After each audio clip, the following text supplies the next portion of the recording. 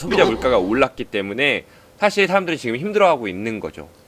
기름도 비싸고 뭐 내려가는 건 없이 다 올라가기만 하네요. 내려가는 거는 뭐 경제 지표? 아니요.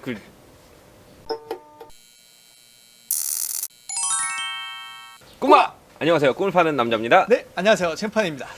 사실 이렇게 야외에서 촬영할 수 있는 날이 많지도 않아요. 이제 겨울이 오니까. 조금 있으면 이제 눈 내리잖아요. 아, 그죠, 그죠. 그래서 오늘 야외에서 한번 저희가 촬영 한번 해보려고 네. 하고 오늘 이제 주제는 그거예요. 어떤 거죠? 저희가 뭐 10월 한번 미친 듯이 돈 벌러 다녔잖아요. 네. 그럼 이 돈에 대해서 한번 얘기해 보려고 하는데 네. 요새 이제 핵심 하두죠. 네.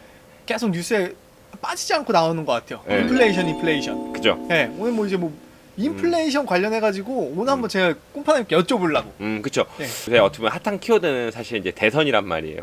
그래요. 그래서 지금 야당 쪽에서는 경선이 계속 진행되고 있었고 그러면서 이제 경제 관련 이슈들이 나오면서 이제 인플레이션이나 아니면 이제 스태그플레이션, 네. 퍼펙트 스톰이라는 이제 용어까지 나오면서 퍼펙트 스톰이요. 그렇죠. 네. 이제 이슈화가 많이 되었었는데 과연 이런 것들은 무엇이며 우리가 그러면 이제 어떻게 보면 우리 늘 일개 개인이잖아요. 네. 이런 개인들 어떠한 좀 스탠스를 취해야 하는가에 대해서 오늘 이야기 좀 나눠보고자 합니다.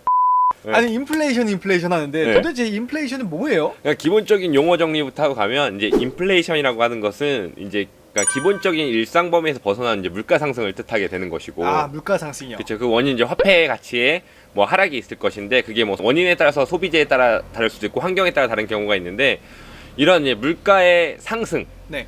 이제 인플레이션이라고 하고 곁들여서 이제 스태그플레이션 같은 경우는 원래 인플레이션은 보통 경제가 호황기나 성장하는 국면에서 많이 나타나는데 스태그플레이션 같은 경우는 경제가 불황임에도 불구하고 물가만 치솟는 형태인 거고. 경제는 불황인데 물가가 오른다. 그렇죠. 예. 답도 없는 거죠. 노답이네요. 네, 그죠. 이제 거기에 대한 우려를 여러 경제학자들이 지금 우리나라의 전망에 대해서 얘기를 하고 있고 또 하나는 이제 아까 나왔으니까 퍼펙트 스톰 같은 경우도 처음 들어봐요, 그건. 그죠. 네. 지금 뭐 경제 용어로 정의되는지 모르겠습니다만은 일반적인 정의로는 원래대로라면은 사실 그냥 일반적인 태풍인데 이게 여러 가지 자연 현상들과 만나면서 엄청난 거대 폭풍으로 변한다는 소리거든요. 네. 이게 경제에 그대로 적용하면 사실 하나의 어떤 경제 위기는 작게 넘어갈 수 있는 것인데 이게 여러 가지 사회 경제적 현상과 맞물리면서 엄청나게 큰 위기로 다가올 수 있다라고 하는 것이 이제 퍼펙트 스톰이라고 합니다. 네. 그러면 네. 뭐 인플레이션이나 네. 스태그플레이션이나 항상 있었을 것 같은데 요새 가장 이게 뉴스에 많이 나오는 이유는 이게 우리 현실에 와닿으니까 그쵸. 나오는 거잖아요. 네. 지금 왜 이렇게 인플레이션이 이렇게 심하다고 얘기 나오죠? 사실은 정확한 원인을 딱 짚을 수는 없어요. 왜냐면 여러 가지 요소들이 작용이 되기 때문에. 근데 몇 가지 요소를 제가 들어보자면 이런 거겠죠. 첫 번째는 우리나라의 어쨌든 경제 불황이죠. 그러니까 우리나라의 경제 성장 지표 자체가 좋지 않기 때문에 지속해서 달러 값이 올랐고 그다음에 원화 가치가 떨어지게 되면서 그러니까 당연히 인플레이션이 온 게 있고. 연초에 그렇게 달러 사락을 강조하셨는데 지금 달러 최강이잖아요. 네? 지금 달러 샀으면 난리 났지. 저는 팔아만 봤지 제가 사질 않았네요. 그러니까요. 그러니까. 사실 그런 부분이 있고 또 두 번째 같은 경우는 사실 어떻게 보면 이제 공공재들의 약간 반란이 있었어요. 네. 예를 들면 이제 우리가 가장 대표적인 공공재로 유류인데 기름이요? 그렇죠. 네. 유류 같은 경우 우리나라 국가 자체로 조정할 수 있는 능력이 없기 때문에 글로벌적 영향을 받아와서 유류값이 오르다 보니까 기름이 오르면 모든 가격이 다 올라갈 수밖에 없죠. 생산 단가 자체가 올라가니까. 기름을 원유를 써서 뭐든지 만드니까. 그렇죠. 예. 그래서 그랬고 전기세 같은 경우도 작년까지는 전기세 인하 정책이 시행이 되다가 이제 올해 들어오면서부터 전기세가 사실 오르면서 뭐 통신비나 이런 부분들이 다 부가적으로 올라갔단 말이죠. 그래요. 그다음에 뭐 사실 계절적 영향에 따라서 뭐 소비자 물가에서 뭐 채소나 이런 것들도 많이 올라간 영향이 있긴 한데 사실 한두 가지가 오른 게 아니라 여러 가지 다변적 요인에 의해서 모든 우리가 쓸 수 있는 소비자 물가가 올랐기 때문에 사실 사람들이 지금 힘들어하고 있는 거죠. 기름도 비싸고 뭐 내려가는 건 없이 다 올라가기만 하네요. 내려가는 거는 뭐 경제 지표? 아니요. 뭐 사람들의 자존감? 네. 그러면 네. 뭐 말씀해주신 대로 네. 인플레이션이 온다라고 하면요. 네. 저희 뭐 실생활에 있어서 뭐가 가장 좀 많이 영향을 받죠? 뭐가 많이 바뀌죠? 일단 뭐가 가장 많이 바뀌냐면 최근에 발표된 기사에 따르면 우리나라 소비자 물가가 지금 4.6%가 올랐어요. 그래요? 근데 대표적인 게 화님도 운전하시니까 지금 휘발유차 타시죠? 저 디젤. 디젤이요? 네. 역시 힘이 연기는 좋아요. 디젤. 힘이 좋아. 근데 디젤 기억나죠? 사실 저 2014년도, 15년도 제가 정확하게 기억은 안 나는데 그때 저는 차가 있었으니까 저희 고향이 춘천이잖아요. 춘천에 제가 1,000원대 넣었거든요. 1,080원 막 이럴 때. 근데 지금 싼 데 찾아야 1,500원이란 말이에요. 맞아요. 1,500원대. 일단 이게 영향이 온 거야. 1.5배가 올랐네. 그러니까요. 예전에는 기름을 한 번 넣으면 네. 이 세상 끝까지 달릴 줄 알았어. 근데 지금은 기름 돈 3만 원, 5만 원 넣으면 어디 가질 못해요. 지금 이게 저는 사실 가장 와닿아요. 그쵸? 네, 그냥 기름값이 올랐다. 그리고 또 그것뿐만 아니라 사실 지금 뭐 달걀값, 육류값 네. 다 올랐고 이런 부동산의 불안정이 오다 보니까 전월세가까지 올랐어요. 그거는 너무 심각해요. 그쵸? 네. 그러니까 사람들이 건물주도 마찬가지예요.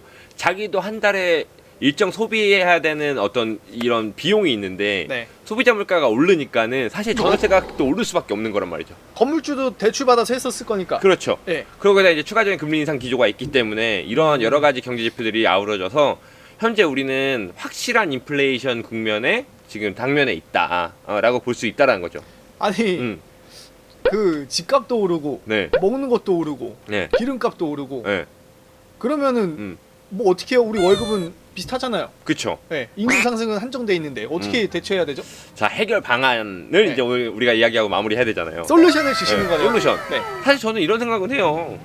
전 세계적 그 보이지 않는 손 아시죠?